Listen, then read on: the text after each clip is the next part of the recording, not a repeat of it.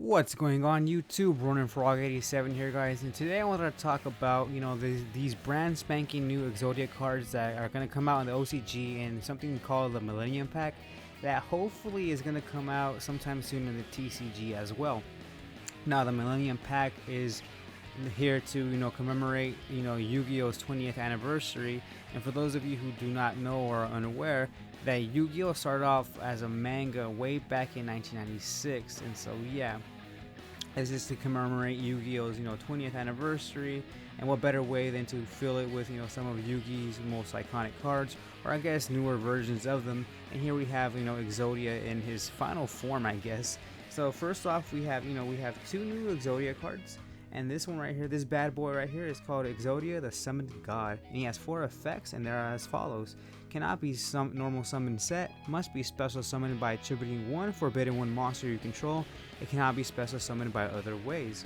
This card gains 1000 attack for each forbidden 1 monster in your graveyard. So basically, if you have all 5 pieces, the max this can get is 5000, which, hey, last time I checked, is not too shabby. Effect number 2. Unaffected by other card effects, so that's freaking awesome. It basically has Clifford Towers, or let's just call them Clifford Towers. Clifford Towers is freaking immunity effect. It's immune from basically almost everything except for battle, and except effect number 3.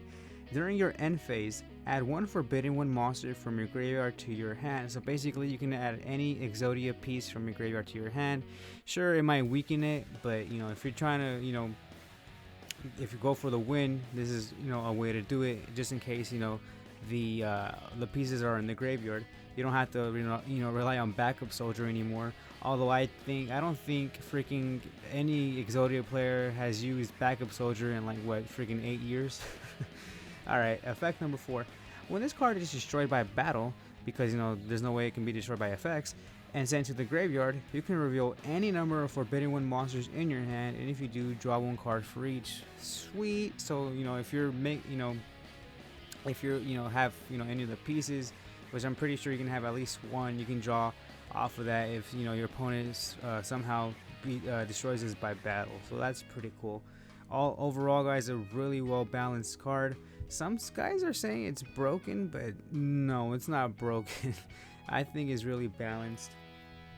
And it's gonna be a lot of fun to use. Alright, guys, and now this trap card I'm really loving here. It's called Exile Flame. It's a continuous trap, and its effect is you can only use 1 Exile Flame effect per turn, and only once that turn. Number 1, you can target 1 monster on the field, send 1 forbidden 1 monster or Exodia card from your hand or deck to the graveyard, and if you do, return that card to the hand.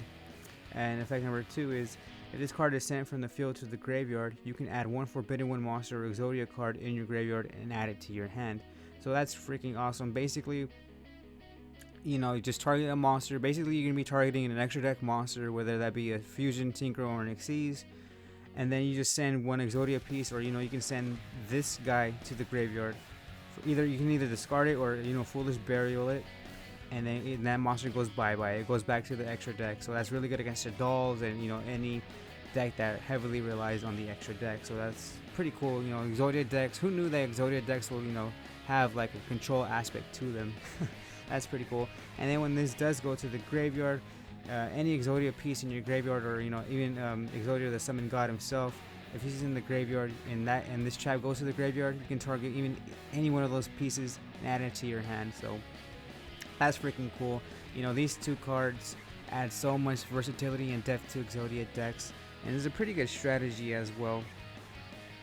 These allow you to dump the pieces to the graveyard and add them to your hand. You don't longer have to like go for broke and just keep activating spells, hoping to draw all the Exodia pieces. That's a really inconsistent way to get Exodia. This may be too, only time will tell, but I'm still liking that there's another avenue to win, which is freaking awesome. And please, Konami or Shueisha, whoever the heck controls this pack, please let this come to the TCG.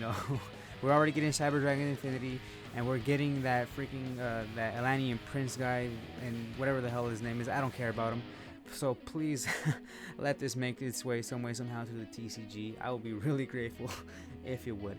Alright guys, so tell me your guys' thoughts in the comments section down below. You know, are you excited for this? Do you want this to come to the TCG, or do you not care, or you're like, whatever. As for me, you guys already know. And alright guys, so that's pretty much all I wanted to talk about to you guys today. Hope you guys enjoyed the video, and if you did, go ahead and hit that subscribe button if you haven't already. I'm running as always guys, I'm running for Frog 87, bidding you farewell, and I'll catch you guys on the next one.